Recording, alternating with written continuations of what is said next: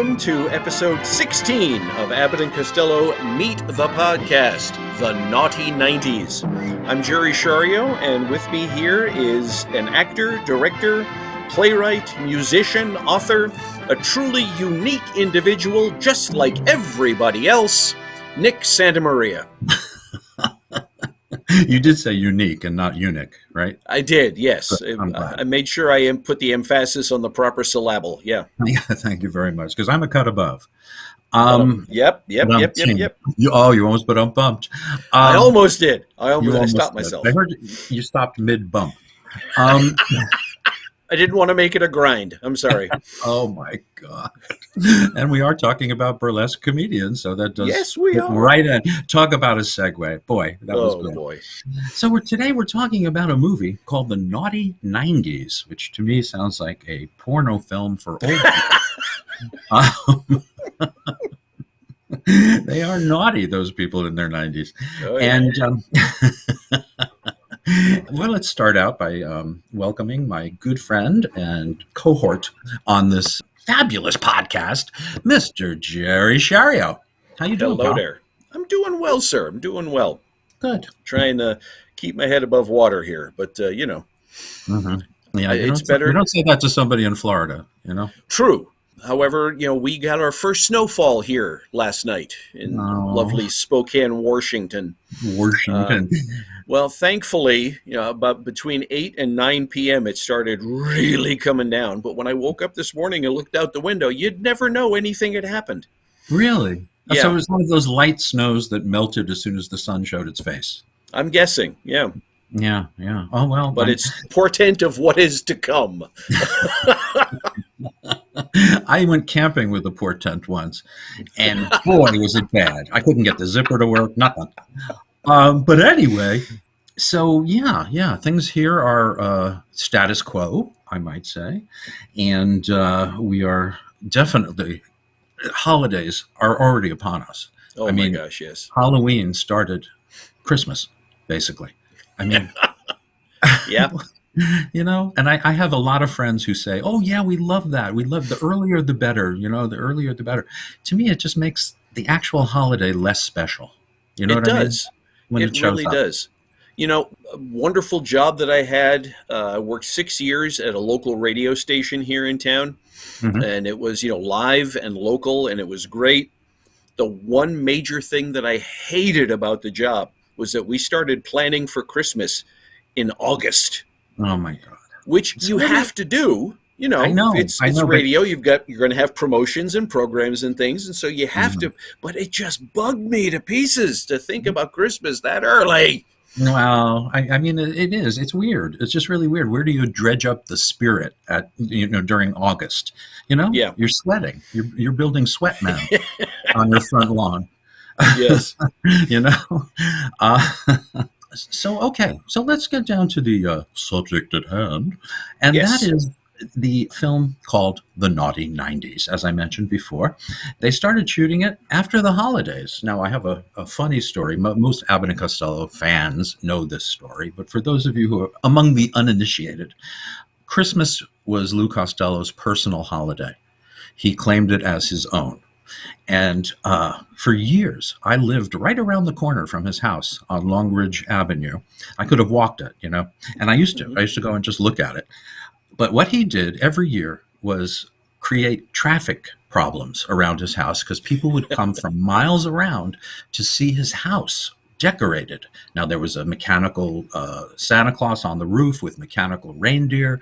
There was a big screen on the front lawn showing cartoons on a loop for kids.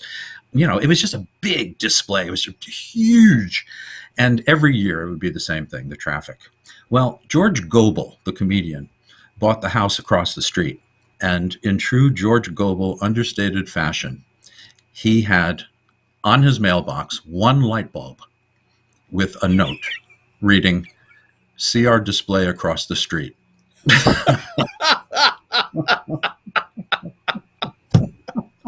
It doesn't get any better than that. Oh, no.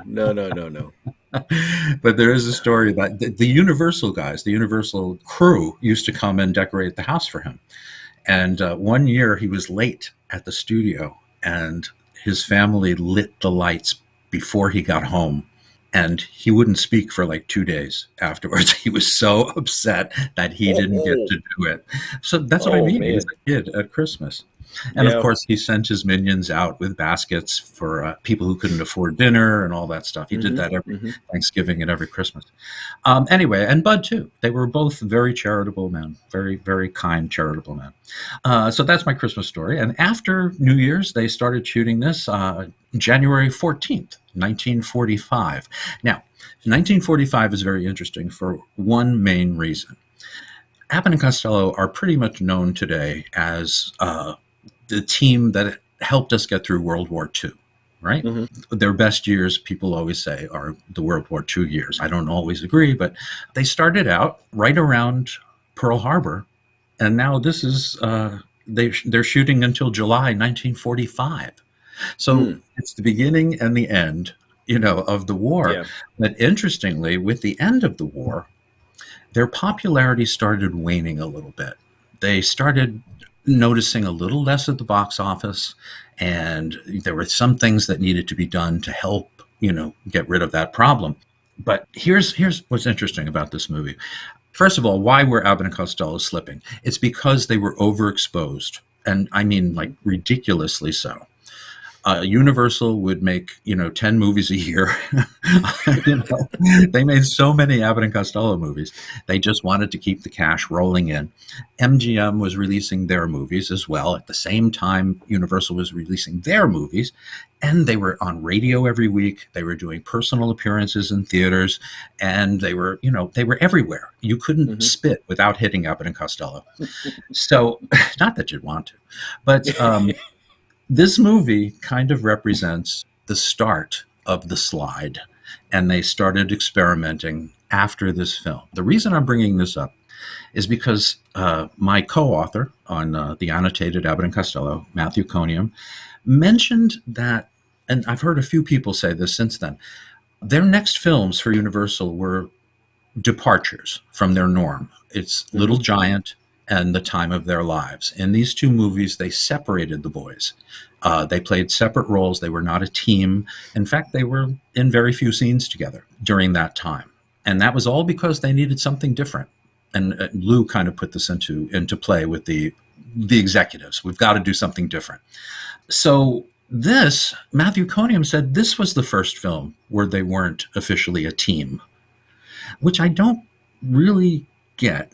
I thought about it, and I thought to myself, okay, maybe they're right. Bud's the star of the show. He plays Dexter Broadhurst, the leading man in the Showboat show. And Lou is part of the orchestra, part of the backstage crew. He did everything. He was the general factotum. So here's another thing I did, and I noticed for the very first time, we were talking about stuff that we've noticed before we started the podcast. And Lou makes his entrance. He's holding a bass drum on his stomach, and it's strapped to his back. And his entrance is he trips and he rolls over the drum, picks himself up, and looks at us and says, "I rolled over." He talks to us quite a bit in this movie. But if you go back and play it, and you watch Lou doing this fall, you hear Bud in the background go, "Sebastian!" Those 3 syllables tell me that Bud got the part as the star, and his partner Lou got, a lesser role. So he knew him. He knew him enough to say, "Hey, Sebastian." So I don't agree. I don't agree with that assessment. That they were a team. They knew each other because in the very next scene, they're Abbott and Costello, like they've never changed. So anyway, I'd like to shoot that out of the sky as far as theory. Sorry, Matthew, I love you, but so let's look at the players. Let's look at the team. And strange as it may seem, they give players. Oh, no, not yet. Sorry, Not yet. Sorry. I'm holding back. Okay. The cork came out. I had to. So we have our 2-time Abbott and Costello director, Gene Yarborough, who the guys really liked, by the way. He's directing for the 3rd time. I like to call him Mr. Pacing because he really keeps movies moving, which is what they should do. The writers, okay, this was supposed to be if you go back, you have Buck Privates, right? Their first starring film. Mm-hmm. Then there was supposed to be Hold That Ghost. And then there was supposed to be this movie, but it wasn't.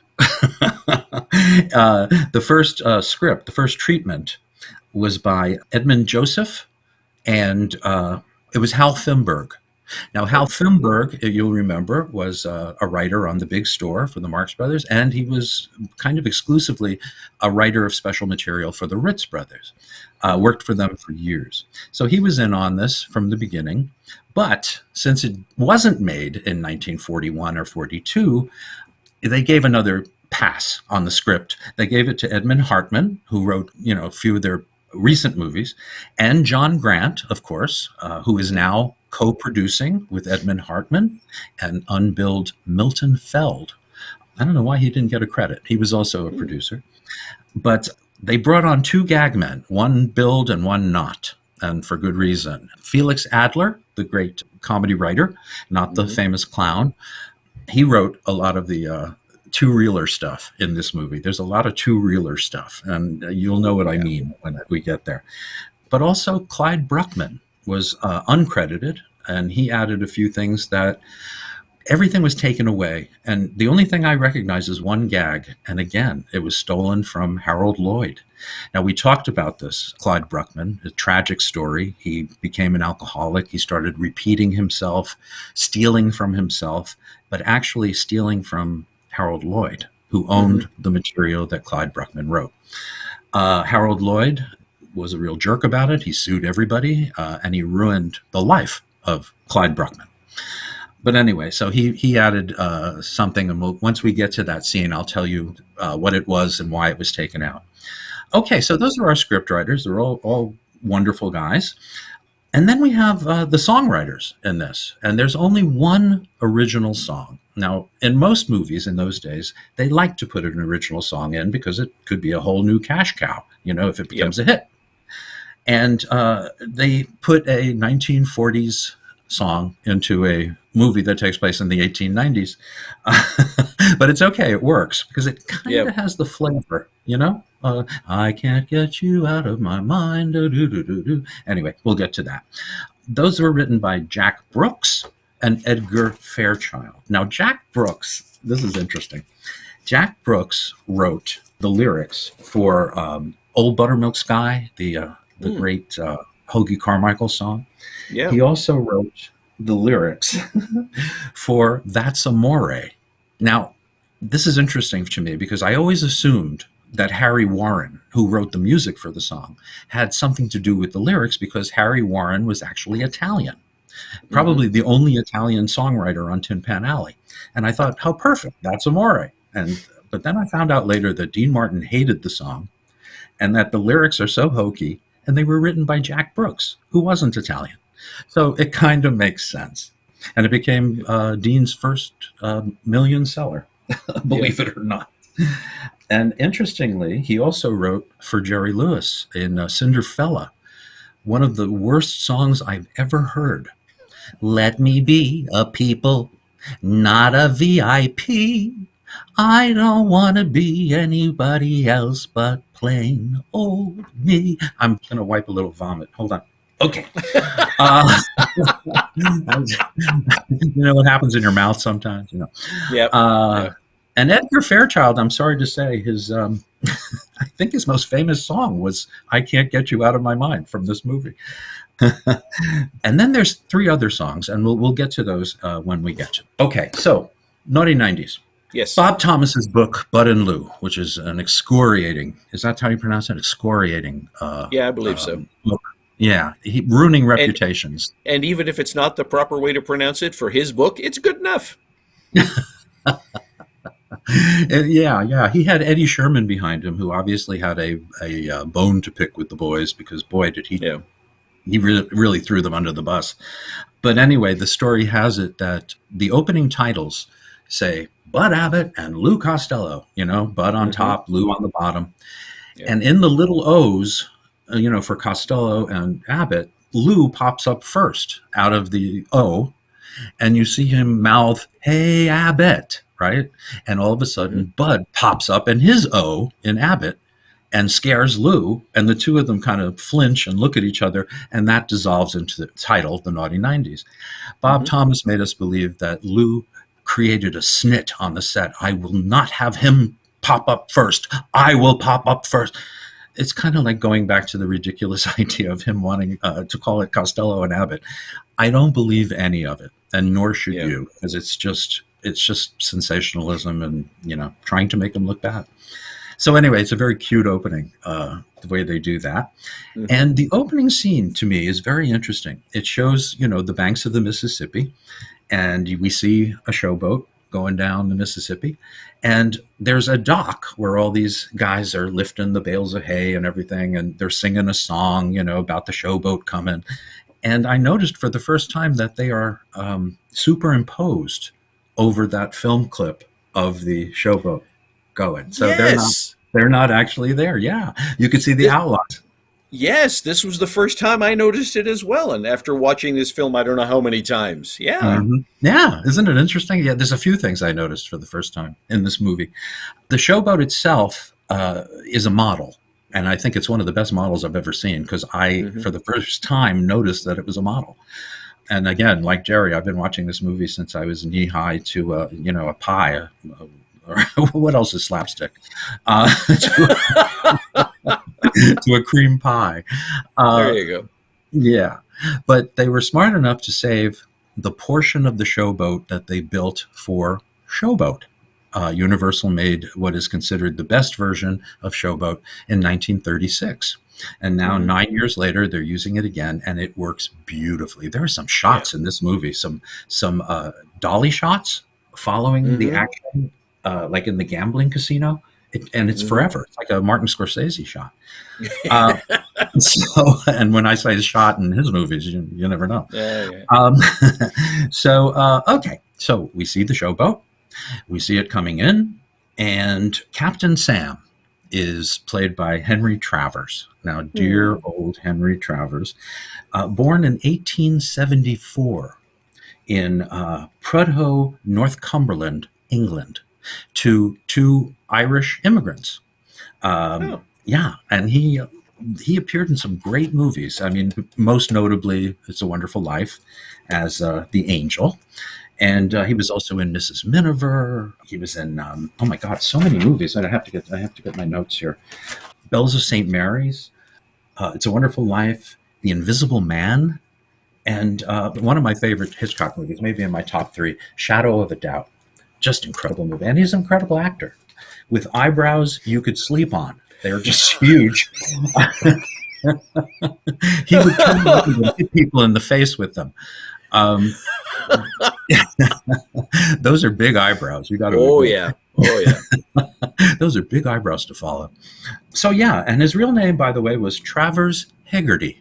It doesn't get much more Irish than that. He passed away in 1965, by the way, at the age of 91. It pays to be an angel, So Captain Sam comes out, and he's greeting the people who, it's a family show. It's a family operation. Everybody loves the showboat. Everyone loves Captain Sam.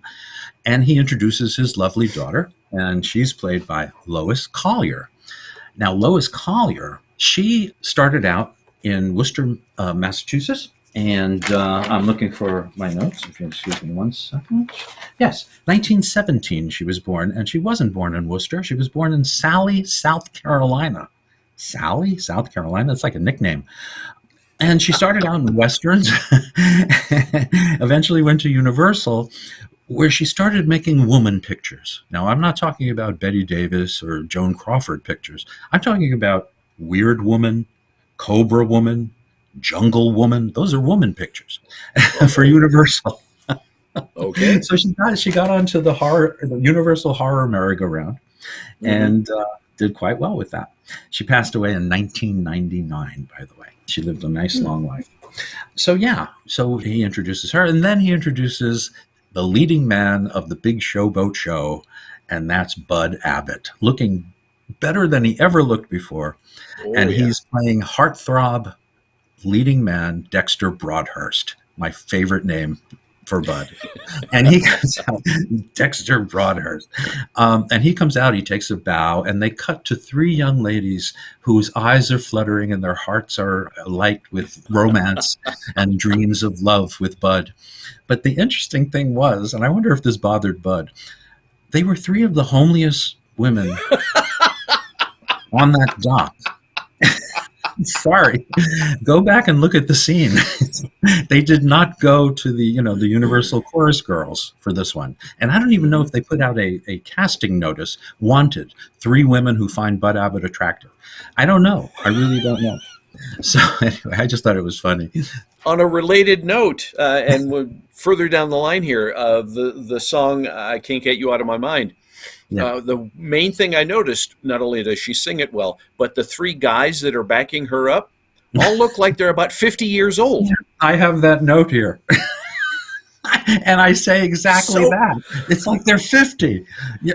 You know?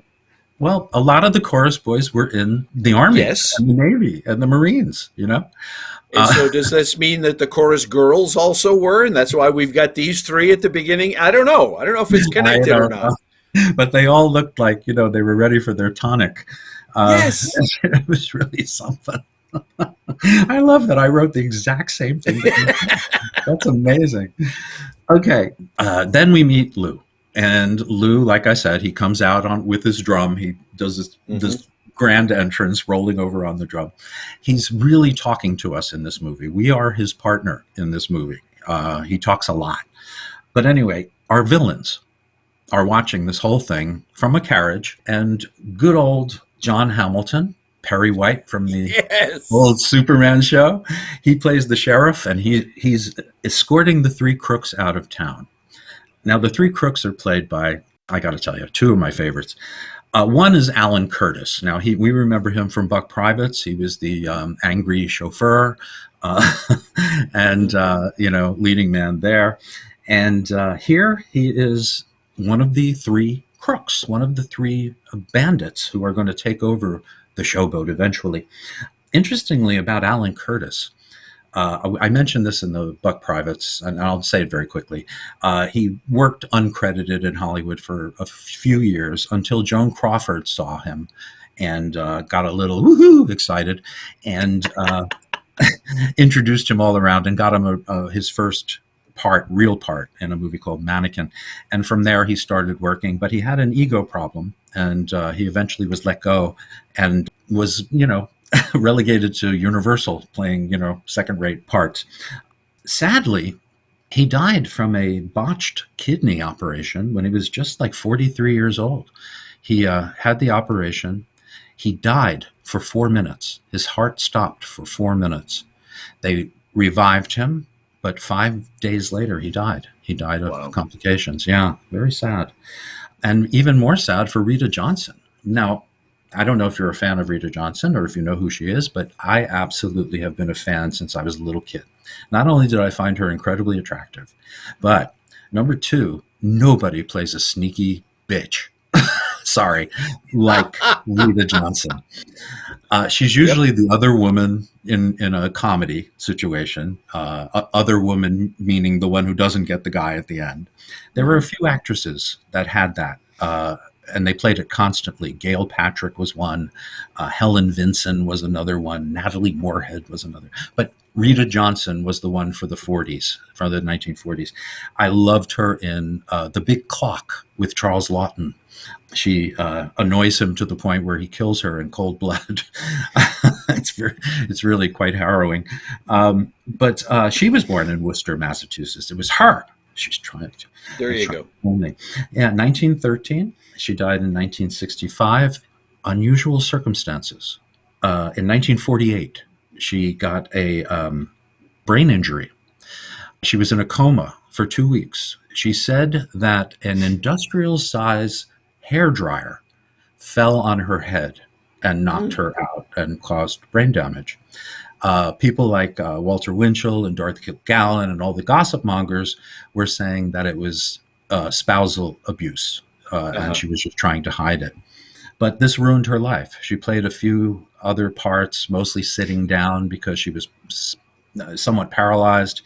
and she eventually gave up the ghost in 1965. Mm. From what I understand, she was also an alcoholic. But anyway, that's here nor there. She's a wonderful actress, and she's great in this movie. And speaking of which, if I had to give the number 3 spot in this movie for my favorite performance, it's Joe Sawyer.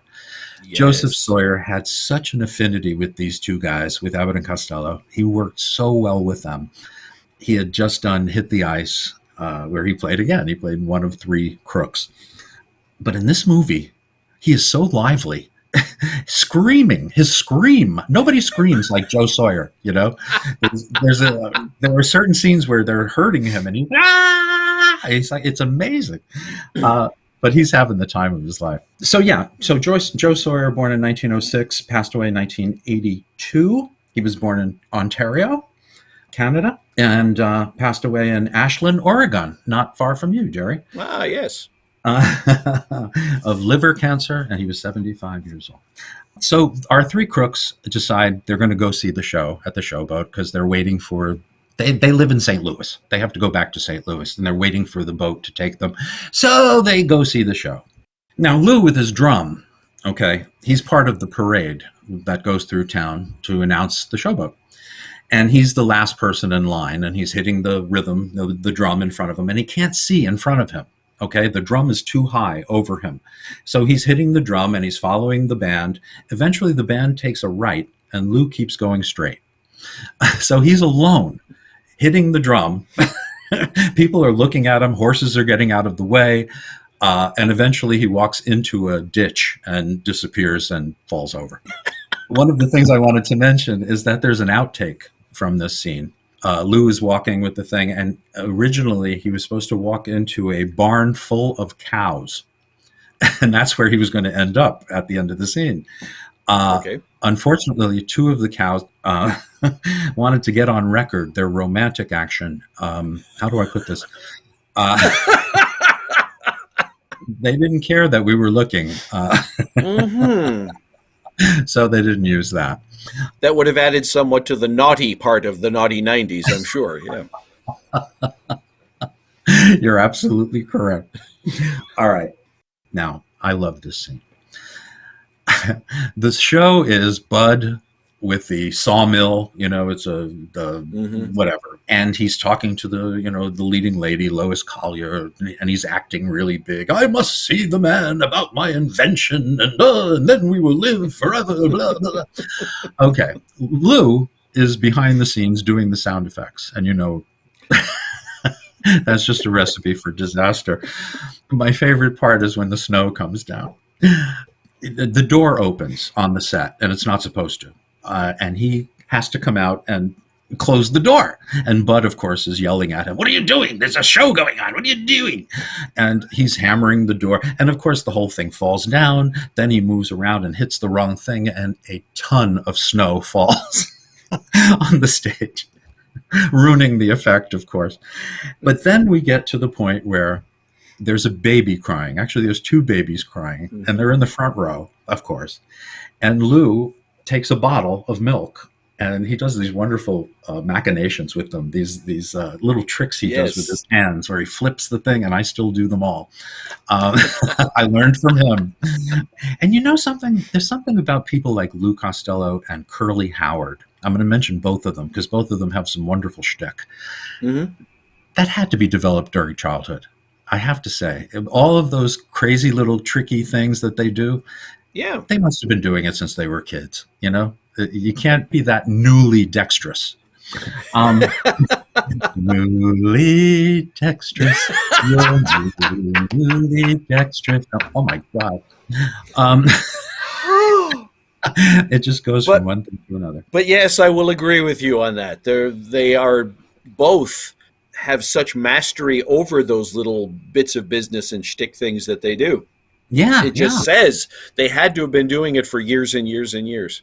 And all the sounds and everything else. I mean, it just reeks of childhood. Okay. So the babies are crying, and Lou goes down and he's trying to quiet the babies, and they won't take the bottle. So he takes a rubber glove, blows it up, and pours the milk into the glove and puts pinpricks on 2 of the fingers and hopes the babies will take them. But neither one does. And I'm wondering if that was kind of a mistake, if they were hoping the babies would do it. But I love the way it fades out. First of all, the ladies holding the babies are completely clueless. They're just staring straight ahead.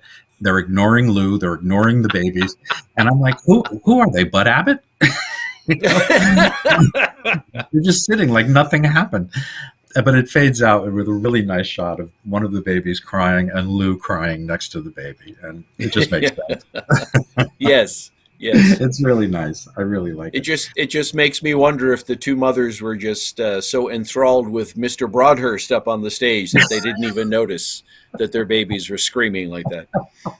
Now you're going to think I'm sick, but I think one of the funniest parts of this scene, he comes out with a gun first. And he says, "Now quiet, you babies! I'll shoot you!" And he points the gun at them. You'd never get away with that today. No. And no matter how funny. Well, even when he brings out the bottle of milk, his first impulse is to whack him over the head with it. That's true. Wouldn't you? I mean, think about the times you've flown near a baby. They're a crying baby. Oh, you just wonder. Will it fit in the overhead compartment? Okay, so what's important here are the villains are watching the show. Captain Sam finds them there, doesn't recognize them because he knows his clientele, and they play up to him. They flatter him. They invite him, once they get to St. Louis, which they are on their way to come to a party in his honor at the Gilded Cage. Interesting title. And he says, "Fine, that'll be wonderful. I'd love to come. Thank you very much." Okay, that sets up the plot. So we get to St. Louis and the Gilded Cage. The captain is there already, and they're getting him drunker and drunker and drunker. And he's playing in a very high-stakes card game in the gambling casino. So Bud and Lou realize that they have to get the captain out of there before he's, loses everything. So this is Lou's falls are just incredible. They're just incredible. And this is one of my all-time favorites. They pull up in a carriage, dressed to the nines, top hats, tails, white tie, looking great. Bud stands up and tells Lou, "Now do everything that I do." And he takes his cape, he whips one side over, whips the other side over, and then grandly steps down off the carriage. Lou, doing what he does, whips his cape off one side, whips his cape off the other side, steps down, and falls flat on his face. It is such a great fall, and it comes from a height. He's not on the floor. It comes from a height, and he just smashes his face down. It was just incredible. Anyway, so they get to the place, and some of my favorite things happen here. They can't get into the gambling room unless they know someone or somebody knows them. That's the cue for Hollywood drunk Jack Norton to come out of the gambling casino, and Lou takes over. And I thought this was very intelligent. Lou says, "Leave it to me." My friend, what is the idea of you coming out here and leaving us on the inside? Did I do that? You certainly did. Then come with me. I'll go back in and get you. So they all get in under that guise. "Come on in. I'll try and find you." So they go in. Quick story about Jack Norton. I don't know if I told you this. My dad at the movies in the early 1950s, watching a movie, the lights come up, he turns around, and sitting behind him is Jack Norton, Hollywood drunk. And my father said something, of course, and all of a sudden everyone was around him, and he did his drunk act up the aisle and out of the theater, which is just wonderful. But anyway, so he saves them. They get into the gambling casino, and they start doing stuff they did in One Night in the Tropics. They do the 50s, hundreds, and then he throws the bill away, and he goes, "What's that?" He goes, "Somebody put a buck in there." And they do the, put the money in my hand and keep it there, that whole thing. But at the end of that, and I think you agree with me here, Jerry, at the end of that bit, Bud slaps Lou. And it looks like a really hard slap. And Lou does not take it well. He looks at him. He just looks at him. And Bud tries to lighten the situation and gives him a puh, like a pshaw. And Lou goes right up into his face and goes, pshaw, gives him a psh, and turns around and walks away. And I don't know about you guys. I don't know about you, Jerry, but I sensed a little discomfort there. Yeah. It was. It got that feeling, and I wondered, if that actually was what was happening, would it have been left in? Yeah, and you know what? It might not be. I might be reading more into it than it should be, but my instincts are pretty good when it comes to watching comedians. Yeah. But anyway, so they do that, and then they go over to the roulette table. Now, I love this. They're repeating a bit they did in Rio Rita, and in that movie they were counting apples, fake apples. Yes. Here, I'll tell you what you do. You play the same number as I play. Okay. I'll play number 20, and you play 22. Okay. How can you do that? Why not? We're going to play the same number? Same number. You want me to play 22? No. I'm going to play 20. Well, You play 22. That's two different numbers. Let's play the same number. Let's play 30. All right. You play 30, and I'll play 32. Okay. No! Well, what do you want to do? Let's play the same number. You can't play 32 with me. Look, What do you want let's to do? both play 33. All right, here.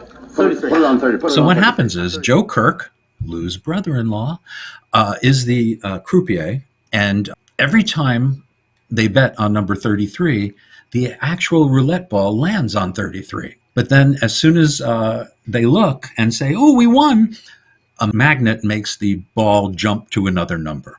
And, it's very, very obvious.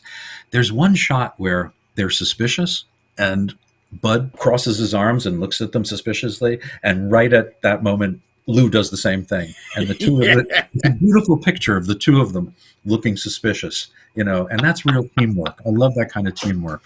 Yeah. So anyway, earlier on, one of my favorite jokes, Lou puts gum in his mouth and he's chewing gum. And Bud says, Now, it don't look nice chewing gum in that suit. I'm chewing my mouth. Well, skip it. Good. it's a simple, stupid joke, but it always makes me laugh. So luckily, the gum is there. He puts it on number 33 when Joe Kirk, Lou's brother-in-law, isn't looking. And they bet 33 again. The ball lands on the gum, and they can't make it jump. So they win their money. So they go over to the table where Captain Sam is drunk and playing very bad poker. They have to come up with something. I didn't mention Torchy Rand, did I? No. As we got to the Gilded Cage, there is a French girl, a very saucy French girl, singing a song called I'd Leave My Happy Home for You. I'd leave my happy home for you. Ooh, you're the nicest man I ever knew. Ooh, if you take me and just break me in the business too. Ooh, I'd leave my happy home for you, you. With her French accent, it comes off as I'd leave my happy home for you. And it's almost like it's too much. I tried to find stuff about her. She made like 5 movies in her life, but I always liked that little segment. Now, here I wanted to bring up the songwriters. Now, this is, what's the name of this movie, Jerry? Naughty 90s. 90s? Yeah, 1890s? Yes, 1890s, Yeah. The 3 songs that I'm thinking of were written by Harry von Tilzer in the 1900s. So they were off about 10 years or so. But the songs are great. He wrote that one. He wrote, later on, there's an Irish guy singing Nora Malone. Nora Malone, call me by phone. Number 1, 2, 3, 4, Maine. Don't forget the number where you slumber. Open your eyes when you arrive. You'll hear the blarney of your Barney. Carney from Killarney, Colleen's our few. There's none like you in that old town of Atholme. Mushawara, old Erin's Isle. Could not make me smile without Nora Malone. Yep. He wrote that one.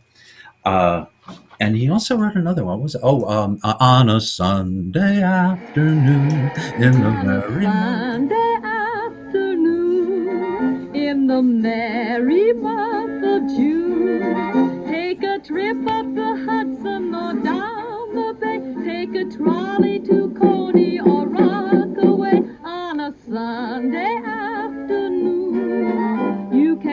be the lover's fool. She sings that, Lois Collier sings that near the beginning. Okay, we're at gambling casino. So Bud and Lou have to come up with an idea here. They have to get the captain out of that gambling casino before he loses everything. So what do? There's an animal act, and there's a dressing room for the animal act. And the name of the act is the Costellos. Not the Cristillos, which is Lou's real last name, or the Costellos, which is the name he changed. Costellos. Anyway, it must have been an inside joke, of course. And the trick is, Abbott says, listen, here's a bear costume. I'll get into the bear costume. You run into the gambling casino and yell that the bear is loose. I'll show up and, everyone will leave. So that's their plan. And of course, what happens? The real bear gets loose. Bud hides, and Lou thinks the real bear is Abbott, and he's hitting it, and he's trying to take the head off and all this stuff. The problem with this bit, not only is it one of the first bits that Clark and McCullough did at the turn of the century, like 1898, I'm not kidding, in burlesque. This was one of their bits. And Bud and Lou are doing it here, 47 years later. And I guess after 47 years, it might be considered new at this time. But here's what was supposed to happen. This was not the first choice for what was supposed to happen.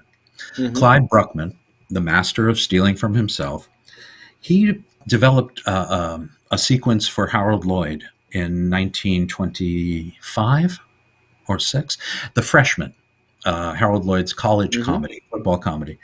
Now, in this movie, Harold Lloyd goes into the restroom. He takes off his formal jacket, hangs it up so he could wash up, and a magician comes in and takes the wrong coat and leaves the magic coat for Harold. And he doesn't know he has a different coat on.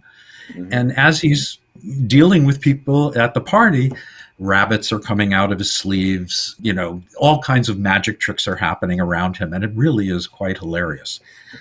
So he repeated that in a movie called Movie Crazy, which was a talking Harold Lloyd movie, probably his best. And they did the same sequence. So what does he do? 13 years later, he hands it to Bud and Lou. And Lou, this was the idea. Bud tells Lou, now you put on that cop costume and you run in and you tell everyone, oh, there's gambling and blah, blah, blah, blah, blah. Well, what happens is while he's putting on the cop hat and the little mustache, disguise, the magician comes in and they do the switch, and they actually filmed it. They filmed this entire sequence. And I would kill to see it. I would kill to see Lou's version, Yes. But they heard from Harold Lloyd's lawyers and they switched to the bear idea, which is really a shame. Well, first of all, that explains a still or two that I have seen from this movie of Lou in the white tie and tails with the old police helmet. That's on. right. So, that explains that. And he's got a brush mustache, too. Yes. But then Clyde Bruckman obviously didn't learn his lesson because the Stooges did this. Curly did this. The title of the film is escaping me at the moment, but same bit, same routine. Yeah. Yeah. I always say this when I talk about Buster Keaton. There's a limit to the well of creativity. There's a limit for everyone, even Chaplin. There's a wall you eventually hit. And you could only do so much in your lifetime, come up with original stuff. And none of them did. None of them. They all reached a certain point and then relied on older stuff. So, that was Clyde Bruckman. He was desperate. He was desperate. So that's a shame. Anyway, so they do the bear thing, and I'm not crazy about it because the bear looks so phony. There's no danger involved. There's it's not like Chaplin in the circus in the cage with the live lion. Oh yes, you've got tension. And it builds and it's funny. This is a man in a bear suit. Who just got out of the Jeep from Ride 'em Cowboy. And it's just not, I don't know. It even works better in Africa Screams. It's the same gag. Bud's going to put on the lion skin and get in the cage with Lou. But they use, rear projection of an actual lion. And it works better there than it does here with this chintzy bear costume. Without a doubt. I totally agree with you. And it does work better in Africa Screams, and even in their television show, the live show. They do the same thing. So yeah, that kind of hurts, I think. It hurts the bit. So let's see where we're at. I'm so sorry. This movie is so, what's the word I'm looking for? Episodic? Yes. It goes from one routine to the next, then a plot thing, then a routine, plot thing, you know. Okay. Now, one of the things I noticed, and tell me if you noticed this, Jerry, the Captain Sam, apparently had a gambling problem. Yes. Right? They mention it. Yes. In the movie. And I never noticed that before. He was obviously going in with a gambling problem. And there was one other thing that I noticed like that, and it was very unusual. Yes, before I forget, later on, there's a scene, one of my favorite scenes in the movie, where Joe Sawyer is sleeping, and Bud and Lou are looking for his wallet in his room, and he keeps waking up and having a nightmare about the general and these Indians and this and that. It's mentioned in an earlier scene. Alan Curtis says to him, "What, are you having your nightmares during the day now? I thought you had them at night." I never noticed that before. So Captain Sam had a gambling problem, and Joe Sawyer had a nightmare problem. So there you go. Okay. They certainly didn't make it overt. You have to really look and listen. Oh boy. Okay. So everybody left the casino when the guy in the bear costume showed up. But unfortunately, the captain lost 3/4 of the Showboat. So now he has 3 partners who actually own the lion's share of the boat. So that's the plot. They're going to put Gambling Casino on the River Queen. That's the name of the boat. And the captain is beside himself. He can't believe he did this. So anyway, they are on the ship now. They are now part of the picture, the big picture. So Bud and Lou are on the deck looking down at the dock, and he's watching the 3 villains, deal with Captain Sam and then come onto the boat. Before they get onto the boat, Bud says, "You've got to do something. You've got to keep them off this boat." And Lou takes on a very brave countenance, saying, "I'm not afraid of anything. I can take care of whatever." Blah, blah, blah. He turns around, and Sam McDaniel, who is Hattie McDaniel's brother, playing a character named Matt, but Bud and Lou ignored it and just called him Sam through the whole movie. And Sam is great. Sam McDaniel is fantastic. Made more movies than his sister. But he's plucking chickens, dead chickens, next to Bud and Lou. So when Lou does this grand, I'm not afraid of anything, I can do it, he turns around and he walks right into a dead chicken, his face, and he gets really scared, and it's really funny. And I wrote in my book, in the annotated Abbott and Costello, that it's 10 times funnier than the caterpillar joke in Animal Crackers. Oh, you're the bravest man in Africa. Oh, caterpillar. Oh. It just comes off as so phony. But this is hilarious. So anyway, he goes down with 2 guns. He's dressed as a cowboy, and he goes down to meet Joe Sawyer and Rita Johnson, and telling them he's 2-Gun Sebastian, which was his father's name, by the way.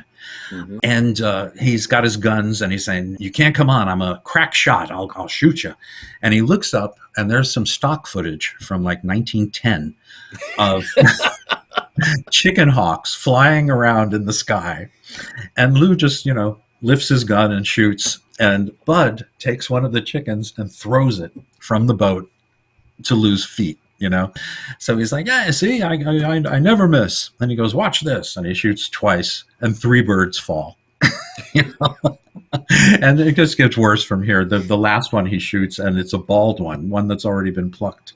And he's like, "How do you like that? I scared the feathers out of him."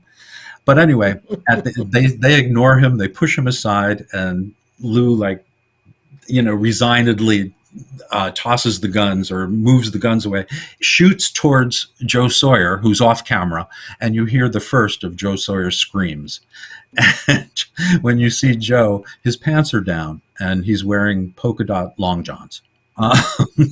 It's that high comedy thing. makes these films last. So, okay, we're leading up to another one of my favorite scenes, and this is another one. If you're a Three Stooges fan, you know all about it. I'm sure they did it with Curly at one point, but I remember, is it Shemp? Shemp. Three Hams on Rye, it was called. Yes.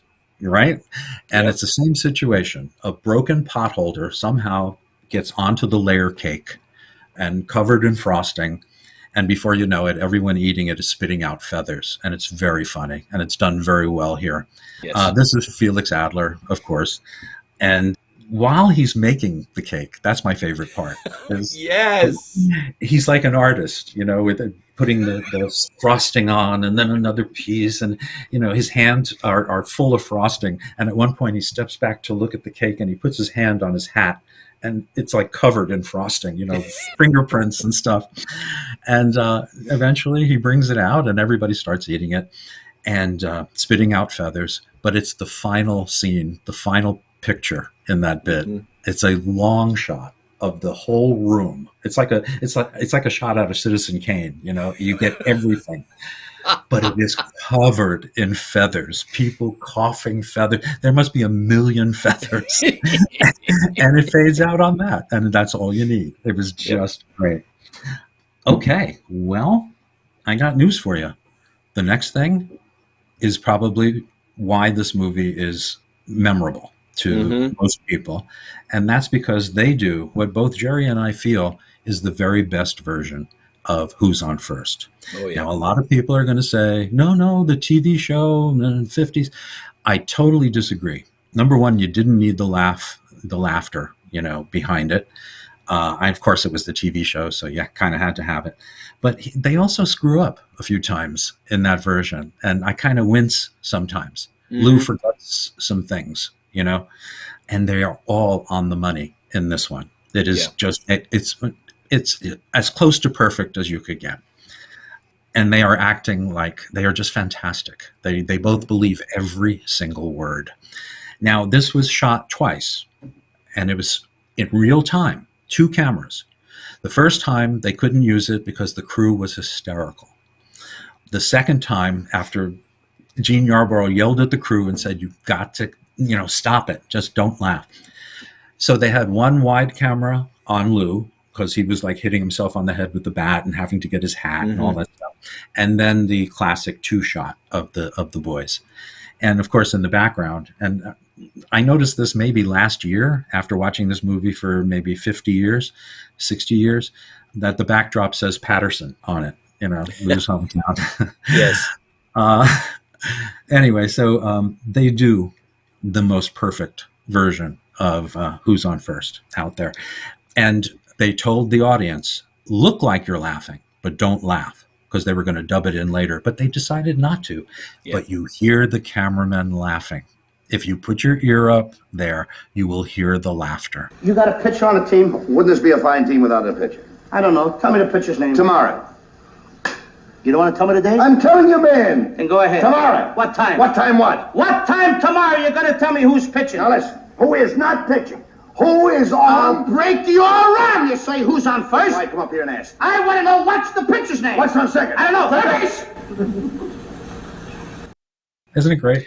And my contention on that is they're on stage. Bud is, Dexter is performing. He's singing "Take Me Out to the Ball Game," which is the lead into this whole thing. So they are on a stage with an audience in front of them. Mm-hmm. So why not let the live laughter come in? Because you can't. How can I put this? Like, you can't lasso a hurricane. Yeah. You can't control what might happen during that. And they're running it in real time and all that stuff. So I understand why they would do that, and they would rather dub it in. But saner heads prevailed, and they just left it the way it was. And just hearing the cameraman laugh is such a bonus. It's so great. But yeah, I just, I could watch this version of the routine over and over and over again and laugh every single time. That's the thing about Who's on First. Yes. I've been watching a lot of and Jerry, I think we talked about this. I've been watching people watching Who's on First for the first time. You know what I mean? On YouTube. Yes. People in England, people here, and I'm shocked to see people going, what is this, Abbott and Costello or something? I don't know. Somebody told me this was funny, so let's put it on.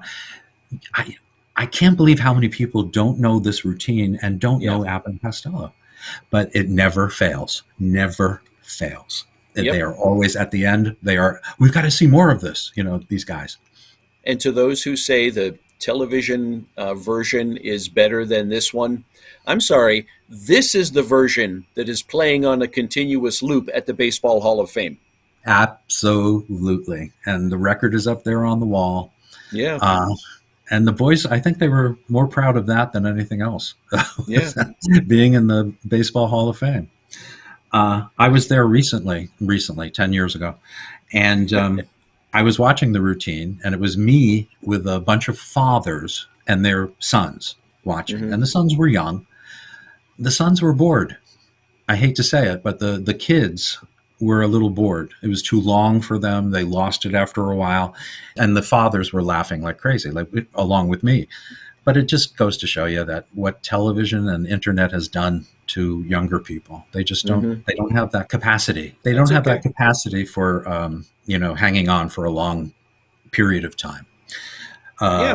Give it to me now. Microwave comedy. Yeah. I feel exceptionally blessed in that my son at age 8 or 9 first came across this routine and just was so enthralled that he wanted to do it. And he learned it, and he and I have performed it a couple of times. So, Yeah, I think that's incredible. And you should be very proud of him for that. It shows great intelligence, actually. So anyway, we're finished with Who's on First. I can't say enough about it. And then we cut to the gambling casino on the Showboat. And I love bringing this guy up. Tom Fadden is sitting at the poker table. He accuses one of the crooks of cheating, and he gets shot. Now, it's a flesh wound, but that's Tom Fadden, the first person to get killed by the Blob in the movie The Blob. I think I've said that in like 4 different episodes. Okay. So, this is happening, and it's really getting tense. The Captain Sam is there, and he's like yelling at them, this is the River Queen. You can't do this. You can't. And it gets very tense. But to alleviate that tenseness, we get another scene that is very familiar to Three Stooges fans, especially because it's from a public domain short called Malice in the Palace. And it's the scene where Larry is cooking up hot dogs and cats for dinner. And Mo and Shemp and Vernon Dent and the other guy are going to be the recipients of this horrible meal. And I'm sure you've seen this. And actually, Curly was supposed to play the chef, but he was too ill. They couldn't make out what he was trying to say because of his stroke. So Larry took over, and he played the chef. I like this version better, I have to say. It's got a couple of things working for it. Right? You too, Jerry? You feel that way? Oh, yeah, I agree. I mean, in the Stooges version, I think the fact that they are dog and cat, hot dogs, and I think rabbit is what they were actually going to serve.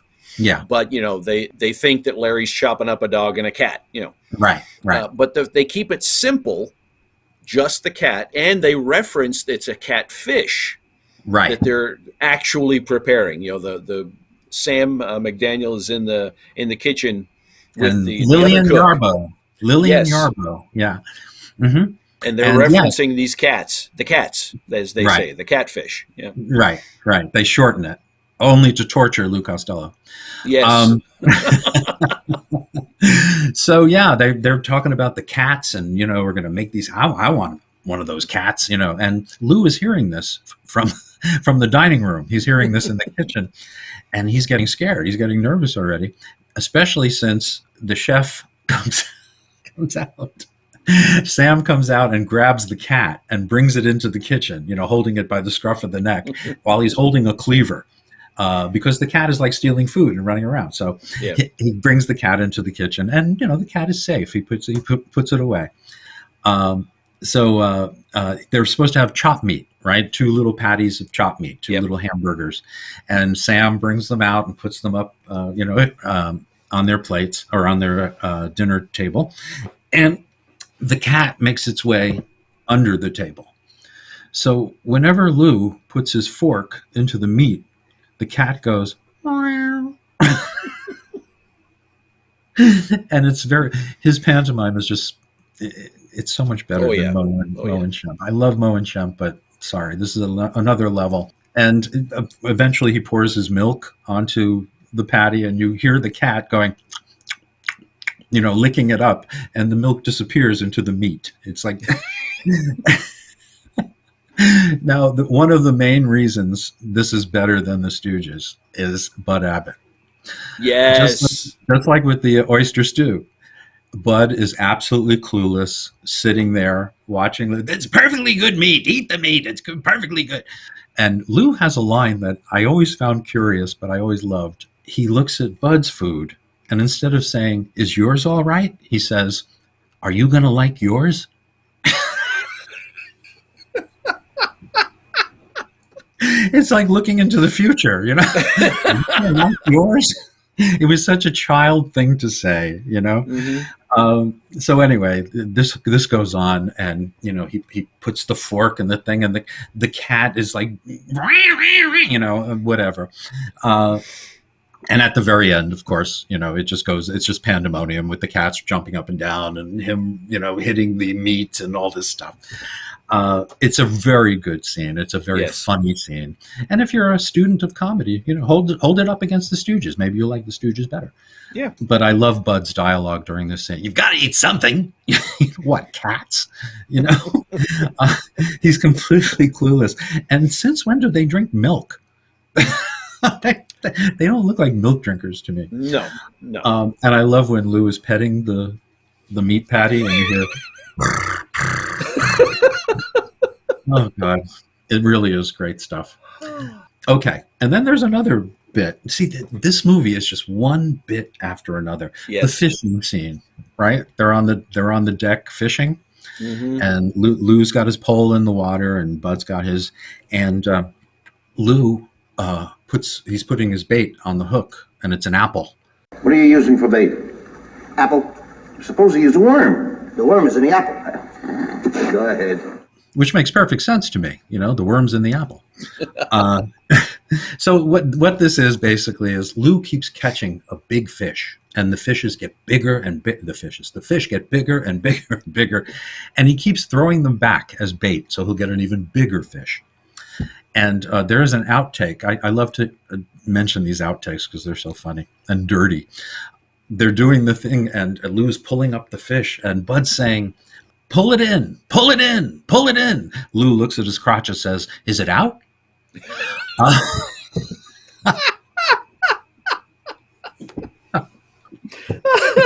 It's very funny. A little dirty, but very funny. So anyway, finally he has this enormous fish. He throws it in, and the pole takes Lou into the water with the fish. And Bud, his pal, throws him a life ring, what do you call it?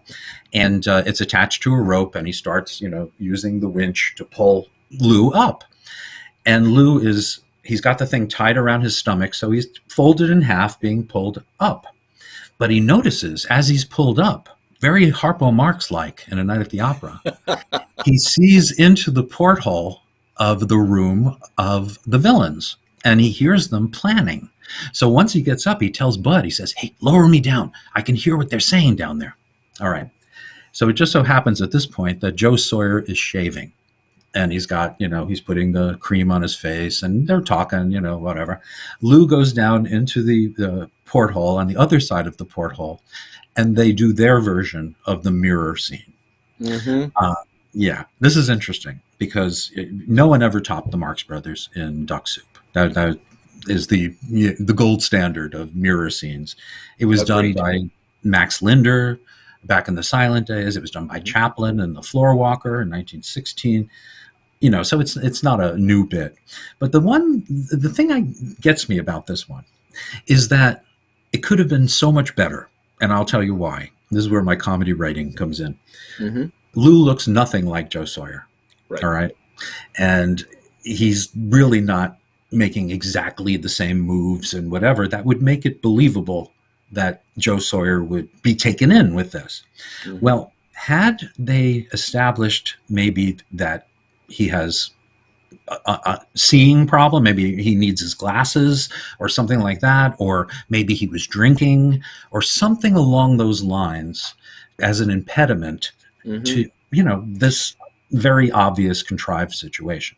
Yes. Now it's fun. It's a lot of fun, and it's cute. And Lou is very funny when he moves his head over and hits his head on the side of the wall. That's very funny. But the main reason for this bit, and I scream, I laugh all the time when Joe Sawyer turns around and he can't believe what he's seeing, and then he turns around for the last time, and there's Lou's butt in full form right there at the porthole. And that's what Joe Sawyer is looking into. And of course we get his take, and that fades out at that point. So it's a very cute scene. You have to leave your believability meter at the door. Mm-hmm. But yeah, it's a lot of fun. It's cute. I just have to say two things during the fishing scene. When Lou is pulling in the big fish, he starts singing, which I love. And Bud saying, when the fish hits the boat, what are you trying to do, break the boat? He only cares about the stuff that might cost him money. Yeah. What are you doing? All right. So one of my favorite scenes is coming up. And I say that about a lot of these bits, but I left out one that is just, to me, I can't help it. I think it's one of their best routines, and that's the singing bit. Yes. That's where Lou finally gets the chance to sing a song in the show, and he wants to rehearse it. But while he's rehearsing, behind him, Bud is giving directions to a stagehand that we don't see, and he's adjusting all the scenery as Lou is trying to sing. Now, Lou is singing, My body lies over the ocean. And while Bud is saying things like, higher, lift it higher, my body lies over, no, higher. And he's talking to the guy backstage. Lou thinks he's talking to him. And of course, at the very end, he leads him into falling into the orchestra pit.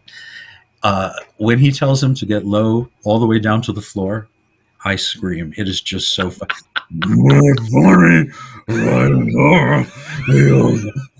Oh my God, it's so fun. And lift both legs, and he has to jump up and down. Now, one of the reasons I love this scene so much is that Bud is supposed to be an old hand at, being an actor, and here he is playing stage, manager, and you assume he knows what he's doing. He's giving directions on something a 9-year-old would be able to describe to somebody backstage. Okay, put the two side pieces down and then the back down. That'll be great, perfect. Instead, it's like this whole thing that he's lifting things up, he's making them down, he's doing everything but what he should be doing. But nobody notices that, they're just looking at Lou, mishearing what Bud is saying. But anyway, that's one of my all-time favorite bits, and probably the second funniest bit in the movie, behind Who's on First, for me. Anyway. Yeah. So here's the scene where I did mention that they said that Joe Sawyer's character has nightmares. Yes. I mentioned that. Well, this is where it comes into play. He has Captain Sam's IOU in his wallet. Bud and Lou sneak into his room while he's asleep, and they start looking around. And of course, Lou picks up a vase at one point and doesn't even look at Bud. He throws it over his shoulder, and Bud has to catch it before it hits the floor. It's a really sweet bit. So they're looking, and all of a sudden, Joe Sawyer is really having one of his crazy dreams. Where's that Indian? I must find that Indian. I must tell the general. And he's walking around, and where is that little Indian? And of course, he thinks Lou is the Indian, and he beats the crap out of him.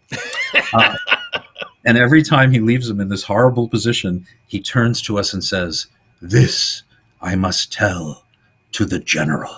And he goes back to bed. Well, they start looking around the room again, and all of a sudden, where is that Indian? I know he's hiding. And it goes on this way, and Bud is pushing Lou towards him, going, it's him. There he is. He's right here. He's pushing him.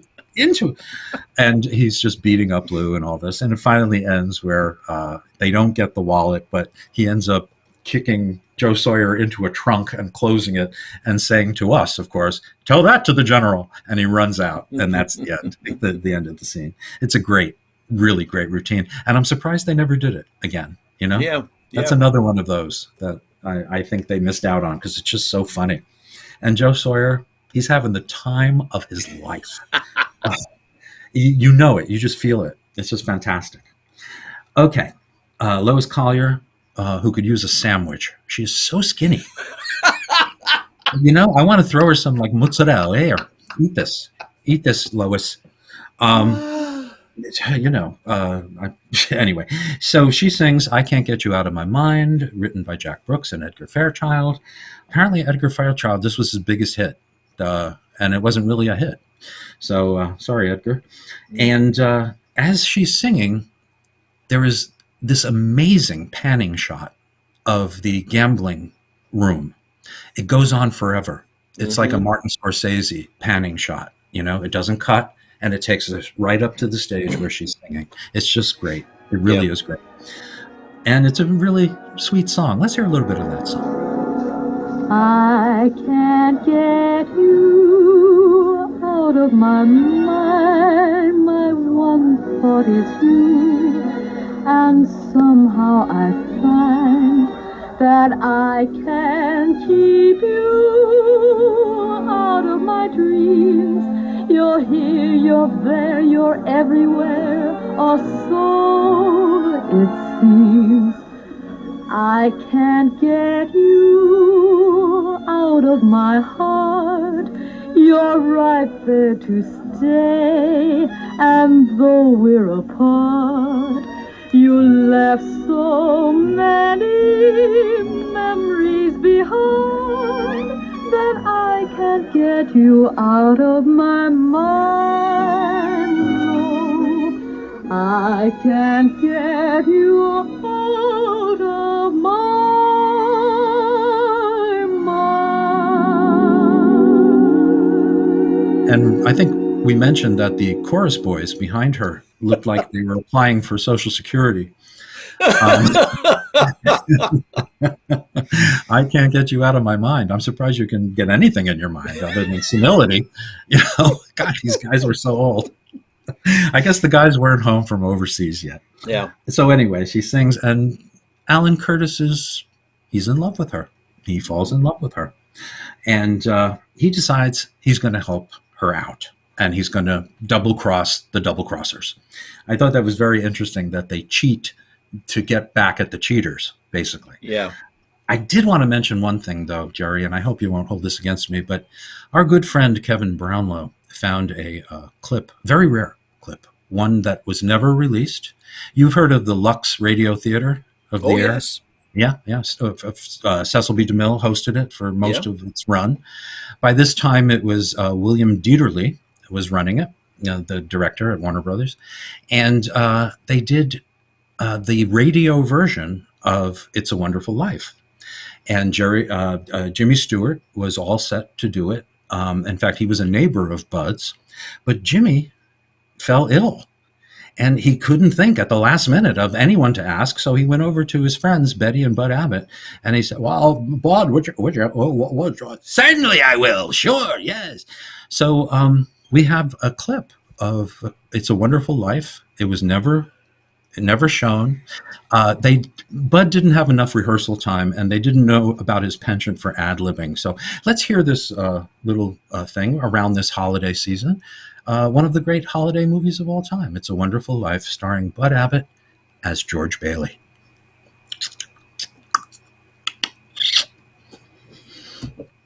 George Bailey, you once called me a warped, frustrated old man. Well, what are you but a warped, frustrated young man? Quiet! What are you doing? I don't care that you're sitting down. Take that, you crazy nut! Okay, now it's clipping over to the ending scene. Hold on one second. To my brother, George Bailey, the richest man in town, What do you mean, richest man in town? Didn't you see my tax bill? I'm losing everything. This is crazy. But Father, teacher says that every time a bell rings, an angel gets his wings. Don't you believe that stuff? What are you talking about? No wonder we're broke all the time. Get out of here, Zuzu. What are you, nuts? This is And that's all we have. Oh boy, I would have loved to hear that whole thing, you know. Uncle Henry, are you okay? I'm all right, George. I'm all right. Okay, I think we can move on now. But thank you to Kevin Brownlow. Yes? All I have to say is, if these clips are so rare, how does Kevin Brownlow find them in the first place? And then my second question is, why does Kevin Brownlow find them? Oh my God! And I only chose Kevin Brownlow because people know who he is. You know, yeah. Otherwise, you know, it could be like Phil Schmeidman. Exactly. But it isn't. It's not Phil Schmeidman. Okay, so here we go. Whew. They do a scene now. This is one of my problems with this movie. Yes. They do a scene now where they Lou is under the table, under the roulette table, and he's got the magnet this time. Mm-hmm. And they're trying to win the money to pay off, you know, what they owe on the boat so they can get rid of the villains. So he gets a little too greedy, and he tries to take the chips from Joe Sawyer's hands on his magnet, and the chase is on. Now, this could have been the finale of the film. Mm-hmm. You could have moved the whole card game where they win back the boat and blah, blah, blah, and then go right into a chase. But what they do is they run after Lou, and Sam McDaniel is standing on the deck. And when Lou runs by, he hits Sam McDaniel, and Sam falls into the water. Bud, being very un-Bud-like, says, "Don't worry, Sebastian, I'll save you." And he jumps into the water. So you've got Sam McDaniel and Bud Abbott in the water, and Lou's not even there. So he runs back, and he sees them both floundering in the water. And Bud, of course, yells, "Throw me a lifesaver." Well, let's go back to horse feathers. In 1932. And I can't imagine that even that was the first time they used that joke. You know what I mean? It's just such an obvious joke. But they do. Lou takes out a pack of lifesavers and throws him one. And that's the end. But instead, we get another finale. And this is where they cheat the cheaters. And Alan Curtis does it. He goes against his former employees. We've learned that he was taken in, like Captain Sam was. So he's not really a member of the triumvirate. Yeah, so this is what happens. They win. Captain Sam wins. They cheated. They run after Lou and Bud for some reason when it's Alan Curtis who, did the cheating. But good old Alan Curtis, just as the chase is starting, he gets a good punch to the jaw, and that's the last time we see him. Some hero. So they're after Bud and Lou, and this starts the chase around the deck. And when I was a kid, this was my favorite part. I loved it. It was like a Bugs Bunny cartoon. Oh, yeah. All the gags, right? So they're running around the deck. Joe Sawyer is running with a bunch of his thugs. And at one point, Bud tells Lou, "Get them to chase you. I'll come out and hit them on the head, okay?" And this is all from Spite Marriage with Buster Keaton, actually from 1929. Yep. But anyway, they do that. And eventually, they win the day. There is one Harold Lloyd gag that it went unnoticed. Let's put it that way. Lou is standing in a corner on the deck, looking very sheepish. And Joe Sawyer finds him. He's got a metal bar in his hand, and he hits Lou on the head as hard as he can. And you hear the bang, but Lou doesn't flinch. So he takes it again. He turns it around, and he hits him again. Bang! Lou doesn't flinch. And Joe Sawyer's wondering, and then Lou runs away, and you see he's standing by a pipe that is right over his head, and that's taking the brunt of the hit. So it's the kid brother with Harold Lloyd. That gag was quite prominent. But anyway, they got away with that one. So the chase ends. The crooks are arrested. They're put in. They're taken out of town. Alan Curtis gets to stay, and with Lois Collier, and Lou gets his dream of acting in Uncle Tom's Cabin. And of course, he plays Little Eva, dressed in a night dress with a wig, a bad blonde wig. And Bud is, it looks like he's Simon Legree. He's got the whip. And, yes, it does. He's got the mustache to twirl and the whole 9 yards. I'll bet he was a good Simon Legree. But they're singing a song, Eva's going up to heaven, heaven, heaven, Eva's going. And of course, the rope breaks and Lou falls through the stage to the bottom. And there is this great shot of from above, looking down the hole, straight down at him. And he's looking right up at us. And he just says, I think I went in the wrong direction. The end. An excellent way to end. He got his dream of being in the show, and everybody's happy except the two that are going to jail. So yeah, that's it. That is the Naughty 90s. Always a favorite of mine. And like I said earlier on, this was sort of a turning point. This was the last typical, and it's not really typical. It's a costume picture. It's a period picture. Yes. And they never made one before. This is their first. Yeah. Yeah. So that's a first for them. And again, this is preceding another trip to MGM, making probably my favorite of the three films they made at MGM. And that's Abbott and Costello in Hollywood. Not a great one, but it is my favorite of the three. So, Jerry, we will meet in a couple of weeks to discuss MGM and all that entails. And I want to thank you for another elucidating hour and a half. That was fantastic. Whoa, elucidating. We're getting out the big guns now. Okay. Oh, wait, I think, aren't they taking that out of the water? Oh, no, wait, that's fluoride. Okay. Exactly, yeah. I do want to say, for the benefit of our listeners, if you all ever want to follow along in all of this, there's a great book that you can get your hands on. It's called The Annotated Abbott and Costello, written by Matthew Coniam and some other guy. John Landis. John Landis, yes, that's right. He did. Yeah, he does the foreword, and I don't know how you managed to grab John Landis to do the foreword for this book, but it's nicely written. Around the waist. He was less ticklish there. There you are. Okay. But yeah, he was kind enough to do our foreword. And I also wanted to mention where you could see these films. There is actually a DVD and a Blu-ray version of all of their Universal films in one package. And it's probably my go-to DVD experience, Blu-ray experience, most often. And you could go to Warner Archive and look for Abbott and Costello Meet Captain Kidd, Rio Rita, and there is a release of 3 comedy teams on one disc or 2 discs, and that's Abbott and Costello, The Three Stooges, and Laurel and Hardy. Now they use MGM stuff mostly. And you can see Abbott and Costello in Hollywood and Lost in a Harem on this collection. That's for sale at Amazon. Yeah. So yeah, our book is for sale from McFarland Publishing, and I think that about covers it. I think. What do you got coming up, Jerry? Anything? Well, actually, we'll be trotting the boards after the first of the year.